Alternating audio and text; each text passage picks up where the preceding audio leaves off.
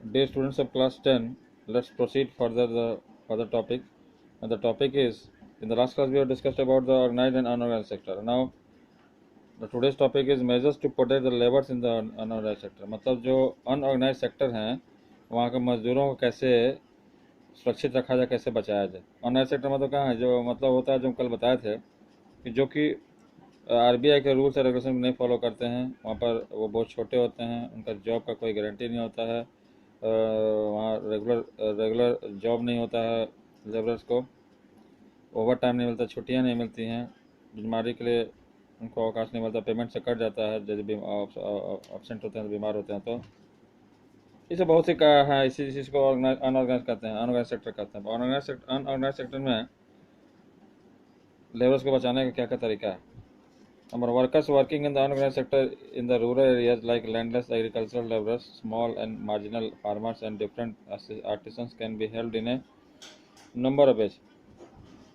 वैसे वर्कर्स जो गांव ग्रामीण इलाकों में काम करते हैं, जो जो खेती लायक ज़मीन नहीं है, छोटे और बहुत ही दयनीय स्तर के किसान हैं, आर्टिसंस हैं, उनको जो है बहुत से तरीक़ों से मदद किया जाता था। Small marginal farmers which form nearly 80% of the rural house holds, है ना। पूरा गांव में जो देखा जाए तो 80% ऐसे किसान होते हैं, जो 80% किसान ऐसे होते हैं जो कि जिनके पास बहुत छोटे किसान हैं, जिनके पास अपना ज़मीन नहीं है। And should be given adequate facilities for timely delivery of seeds, उनको इसीलिए डिलीवरी ऑफ सीड्स अच्छे, मतलब बीजों को अच्छा टाइमली उनको बीज मुहैया कराना चाहिए सही मात्रा में, सरकार के द्वारा या कोई संस्था के द्वारा। एग्रीकल्चरल इनपुट मुहैया कराना चाहिए, क्रेडिट कुछ पैसे देना मुहैया कराना चाहिए, स्टोरेज फैसिलिटीज़ उनको रख रखाव को फैसिलिटी को मुहैया कराना चाहिए, मार्केटिंग आउटलेट्स, और मार्केटिंग करने के लिए भी उनके लिए व्यवस्था करनी चाहिए। इन द अर्बन एरियाज, अब शहरी इलाका के जो अनऑर्गेनाइज मजदूरों की बात करें तो unorganised sector comprises mainly of workers in small scale, है ना।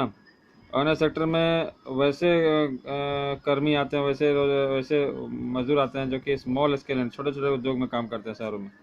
कैजुअल वर्कर्स इन कंस्ट्रक्शन, मान लो कि कहीं मकान पुल ऐसे बन रहे हैं, कंस्ट्रक्शन वर्क हो रहा है, वहाँ पर कैजुअल वर्कर्स मतलब वो रेगुलर नहीं होते। कैजुअल मतलब वो काम करते हैं और उस दिन पैसा मिलता है, जैसे काम नहीं करें पैसा नहीं मिलता।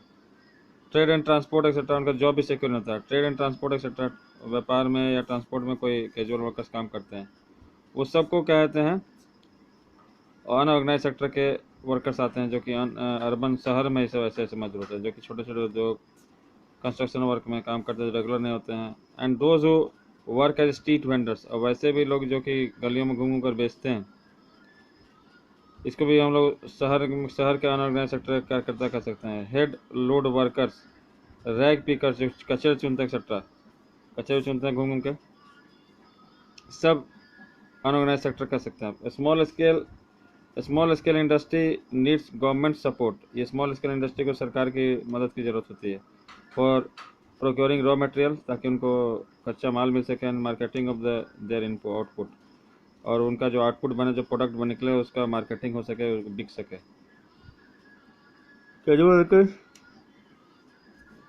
इन बोथ रूरल एंड, अभी उससे पहले रूरल का ग्रामीण का बात कर रहे थे, अभी हम अर्बन शहर का बात कर रहे हैं। यहाँ बोला जाए casual workers in both rural and urban areas, दोनों शहरों में, चाहे ग्रामीण हो चाहे शहरों में, ये कैजुअल वर्कर्स जो होते हैं should be given full protection, उनको पूरी सुरक्षा मिलना चाहिए अगेंस्ट एक्सप्लॉयटेशन, ताकि उस पर कोई तरह का उन पर कुछ सताया नहीं, को उनको दबाया नहीं, इसके खिलाफ पूरा सुरक्षा उनको मिलना चाहिए बाय द रिच लैंडलॉर्ड्स, बड़े बड़े धनी लोगों के साथ, जमींदारों के साथ, फैक्ट्री ओनर्स, उद्योग के मालिकों के द्वारा ऐसे मजदूरों पर कोई तरह का दबाव ना हो, उनको परेशान ना किया जाए, इसके लिए उनको फुल प्रोटेक्शन मिलना चाहिए, सुरक्षा मिलनी चाहिए। अब last topic we are going to now do start on the basis of ownership we have public sector and private. अब ओनरशिप की जब बात करें, ओनरशिप मतलब मालिक के हिसाब से, मतलब किसी भी संस्था के मालिक के हिसाब से देखा जाए तो दो तरह के सेक्टर इसमें भी आते हैं। तो पहला है पब्लिक सेक्टर, दूसरा private sector. Public sector means जो सरकारी, जिसको संस्थान कहते हैं, इसमें रेगुलर काम होता है, पैसे अच्छे होते हैं, छुट्टियाँ मिलती हैं, अच्छा सब कुछ है। In the public sector the government owns most of the assets and provides all the services.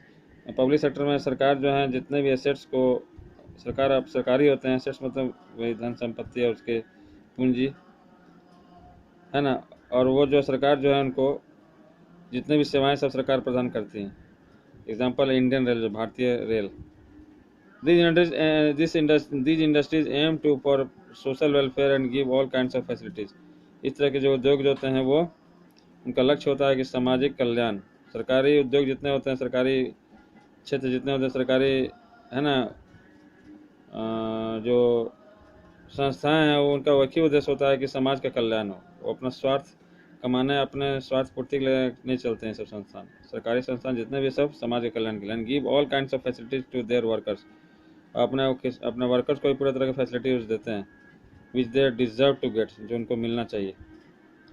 In the private sector ownership of assets and delivery of services is in the hands of private individuals और companies, है ना। Private sector में क्या है, मालिकाना हक जो है किसी भी धन संपत्ति का और डिलीवरी ऑफ सर्विस का डिलीवरी का is in the hands of private individuals और कंपनीज। ये किसके हाथ में होता है, सेवाएं सब प्राइवेट के इंडिविजुअल किसी खास व्यक्ति के हाथ में होता है, या प्राइवेट है ना कंपनी के हाथ में होती है। Example Tata iron steel company limited. Tata iron TISCO जिसको कहते हैं, ये प्राइवेट है, इसमें किसी ग्रुप के और प्राइवेट कंपनी है, ये प्राइवेट इंडिविजुअल के हाथ में सब होता है। रिलायंस हो गया, Reliance Industries etcetera. These enterprise are mainly concern to profit motive. और ये जो प्राइवेट सेक्टर होते हैं, पहले उनका मुख्य उद्देश्य होता है ज़्यादा से ज़्यादा धन कमाना, प्रॉफिट होता है। लेकिन सरकारी का उद्देश्य होता है जन कल्याण, समाज का कल्याण होता है। ये दोनों में यही अंतर है। तो तुम लोग पढ़े ना, this the end of the lesson.